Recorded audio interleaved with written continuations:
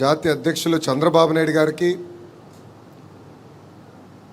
ప్రత్యేకంగా రాష్ట్ర అధ్యక్షులు పల్లా శ్రీనివాసరావు గారికి, పల్లా గారిని ఎప్పుడు చూసినా నాలో ఇంకా కోపం తగ్గల. ఎందుకంటే 91,000 మెజార్టీతో నేను గెలిచానన్న ఆనందం కనీసం ఒక్క క్షణం కూడా ఎంజాయ్ చేసే అవకాశం ఆయన ఇవ్వాల. మనందరం చూసాం, చాలా తక్కువ మాట్లాడతాడు, కానీ హయ్యెస్ట్ మెజారిటీతో గెలిచిన వ్యక్తి మన అధ్యక్షులు పల్లా శ్రీనివాస్ గారు. ఉత్తరాంధ్రలో నేను పాదయాత్ర చేయలేకపోయాను.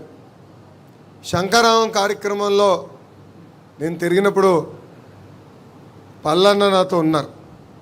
అప్పుడు అడిగా ఆయన్ని, అన్న ఎప్పుడు నవ్వుతూనే ఉంటారు, ఇది మీకు ఎక్కడి నుంచి వచ్చింది, ఈ వరం దేవుడు ఎక్కడి నుంచి ఇచ్చాడు, ఇది మా అందరికీ కొంచెం అంటించండి అని చెప్తాం జరిగింది. ఒక యువకుడుగా, ఉత్సాహవంతుడుగా, నవ్వుతూ మనందరికీ ఒక దిశ నిర్దేశం ఇస్తున్న వ్యక్తి పల్లా శ్రీనివాసరావు గారు. అదేవిధంగా వేదిక మీద ఉన్న పెద్దలు, పాలిట్ బ్యూరో సభ్యులు, వేదిక మీద ఉన్న సెంట్రల్ కమిటీ సభ్యులు, స్టేట్ కమిటీ సభ్యులు, అదేవిధంగా కార్యకర్తలందరికీ నా హృదయపూర్వక నమస్కారాలు. విశ్వవిఖ్యాత నట సార్వభౌమ స్వర్గీయ శ్రీ నందమూరి తారక రామారావు గారు తెలుగు ప్రజల ఆత్మగౌరవం కోసం స్థాపించిన పార్టీ తెలుగుదేశం పార్టీ. తెలుగు జాతిని ప్రపంచం పట్టంలో పెట్టిన ఒకే ఒక లెజెండ్ మన నాయకుడు చంద్రబాబు నాయుడు గారు. దేశ రాజకీయాల్లో మన పార్టీ ఒక ప్రభంజనం. పార్టీ స్థాపించిన 9 నెలల్లోనే అధికారంలోకి తీసుకొచ్చారు మన నాయకుడు అన్న ఎన్టీఆర్. మనకి గల్లీ పాలిటిక్స్ తెలుసు, ఢిల్లీ పాలిటిక్స్ కూడా బాగా అర్థమవుతుంది.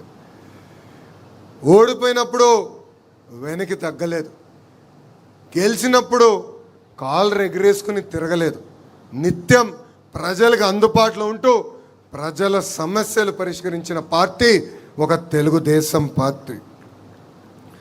44 ఏళ్ళ గొప్ప చరిత్ర ఉన్న పార్టీ మనది. అలాంటి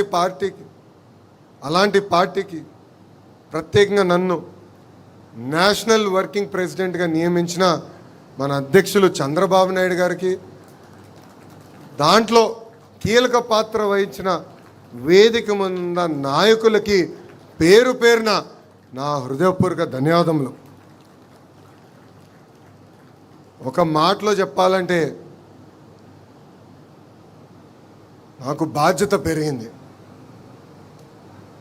యువగలం పాదయాత్రలో మిమ్మల్ని అందరినీ కలుసుకుంటూ, మీ సమస్యలు వింటూ, ఇప్పుడు అధికారంలోకి వచ్చిన తర్వాత ఆ సమస్యలు పరిష్కరించే దిశగా నేను పనిచేస్తూ వచ్చా. వాస్తవంగా చెప్పాలంటే ఈ పదవి అనౌన్స్ చేసినప్పుడు నేను చంద్రగిరి నియోజకవర్గంలో ఉన్నా. ఇంకా ఆ బాధ్యత నాలో, అంటే ఇంకా ఈ పదవి ఏం చేయాలి, ఎలా చేస్తే న్యాయం చేయించిన విషయం ఇప్పుడిప్పుడు నేను తెలుసుకుంటాం జరుగుతుంది. మొన్న నవ్వుతాన, ఒక పక్కన బాధ్యత, ఇంకో పక్కన ఈ బరువుని కూడా మోయాల్సిన అవసరం ఉంది. ఇది కేవలం నా ఒక్కడి వల్ల కాదు, ఎందుకంటే వేదిక మీద పాలిట్ బ్యూరో సభ్యుల వైపు నేను చూస్తున్నా, వేదిక ముందల నాయకుల వైపు నేను చూస్తున్నా. కలిసికట్టుగా మనం పనిచేయాలి, కలిసికట్టుగా మనం ముందరికి వెళ్ళాలి. అప్పుడే మనం అనుకుంది మనందరం సాధించగలుగుతాం తప్ప ఏదో నేను ఒక్కడనే చేయగలుగుతాను అన్న అహంకారం నాకు లేదు. కానీ లోకేషే అన్నీ చేయగలుగుతారని మీరు అనుకుంటే చాలా పొరపాటు పడుతున్నారు. కలిసికట్టుగా పనిచేద్దాం. ఏ ఆశయాలతో అయితే మన పార్టీని ఆనాడు విశ్వవిఖ్యాత నట సార్వభౌమ స్వర్గీయ శ్రీ నందమూరి తారక రామారావు గారు స్థాపించారో ఆ ఆశయాలతో మనం అందరం కలిసికట్టుగా ముందరికి నడవాలని ఈ సభాముఖం మిమ్మల్ని అందరినీ కోరుతున్నాం. పాదయాత్రలో నేను కార్యకర్తలకు హామీ ఇచ్చా, నాడు నేడు ఎప్పుడు మీకు అండగా నిలబడతానని చెప్పా. కార్యకర్తలు ఎప్పుడు నన్ను అడిగారు, అయ్యా అధికారంలోకి వచ్చిన తర్వాత అధ్యక్షులు కానీ మిమ్మల్ని కలిసాక కొంచెం ఇబ్బంది పడతామంటే ఆనాడే వాళ్ళకి హామీ ఇచ్చా, ఎప్పుడు నియోజకవర్గంకి నేను కానీ మన అధ్యక్షుల వారు వచ్చినా కానీ ఫస్ట్ కార్యకర్తల్ని కలిసిన తర్వాతనే మేము అధికారికంగా కార్యక్రమాలు చేస్తామని చెప్పాను. ఆ ఇచ్చిన మాట ఈరోజు మేము నిలబెట్టుకున్నాం. ఇక్కడున్న నాయకులందరూ తెలుసు, మన జాతీయ అధ్యక్షులు ఎప్పుడు నియోజకవర్గానికి వచ్చినా ప్రభుత్వ కార్యక్రమం చేసిన వెంటనే కార్యకర్తల్ని కలుస్తున్నారు. 500 మంది, 1000 మంది, 5000 మంది ఉండండి మీటింగ్లో చివరి వ్యక్తితో ఫోటో దిగిన తర్వాతనే ఆయన తిరిగి వస్తాం జరుగుతుంది. ఎందుకంటే 5 సంవత్సరాలు నరకం అనుభవించాం, అనేక ఇబ్బందులు ఎదుర్కొన్నాం. ఇక్కడ ఉన్న ప్రతి నాయకుడి పైన దొంగ కేసులు పెట్టారు, ప్రతి నాయకుడిని వేధించారు.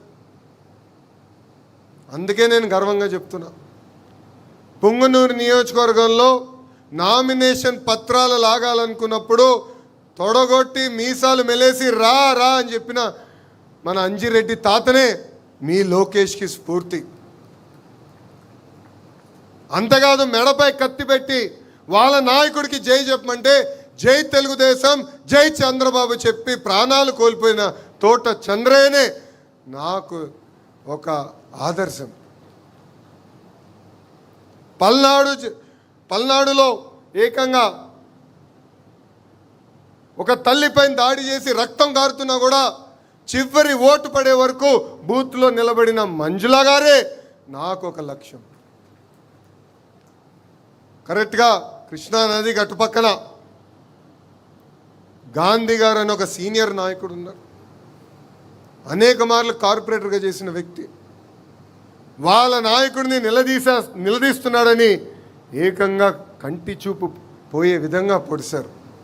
అయినా కూడా ఎత్తిన పసుపు జెండా దించకుండా, మడుమ తిప్పకుండా జై తెలుగుదేశం అన్న గాంధీ గారే నాకు స్ఫూర్తి.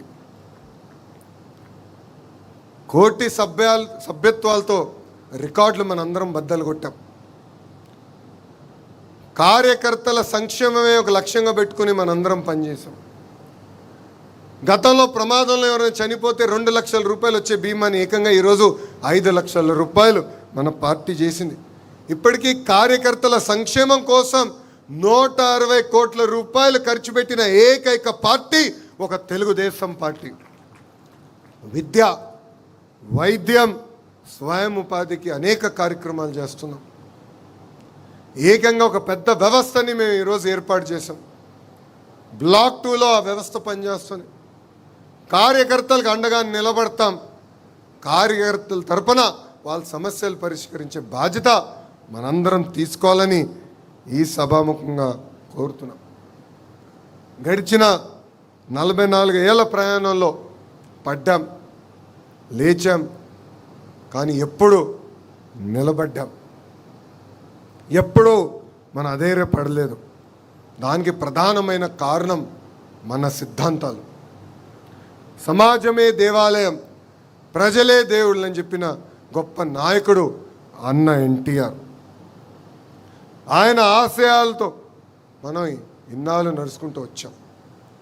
మారిన కాలానికి మనం జరిగిన మహానాడులో 6 శాసనాలు మనం ప్రకటించుకుంటాం జరిగింది. ఆ 6 శాసనాలపైన వేదిక మీద ఉన్న పెద్దలతో చర్చించాం, వేదిక ముందర నాయకులతో చర్చించాం. ఏం పెడితే బాగుంటుంది, రాబోయే 4 దశాబ్దాలు పార్టీని ఎలా నడిపించాలి, ఆ మార్గం మనం ఎంచుకోవాలని నేను కోరుతాం జరిగింది. అందులో మొదటిది తెలుగు జాతి విశ్వఖ్యాతి, రెండోది యువగలం, మూడోది స్త్రీ శక్తి, నాలుగోది పేదల సేవలో సామాజిక న్యాయం, ఐదోది అన్నదాతకు అండగా, ఆరోది కార్యకర్తనే మన అధినేత. ఇది మీ అందరికి ఎందుకు గుర్తు చేస్తున్నానంటే రాబోయే రోజుల్లో మనందరం నిర్ణయాలు తీసుకోవాల్సి వస్తుంది. అందుకే మనకి ఈ బాధ్యత ఇచ్చింది పార్టీ.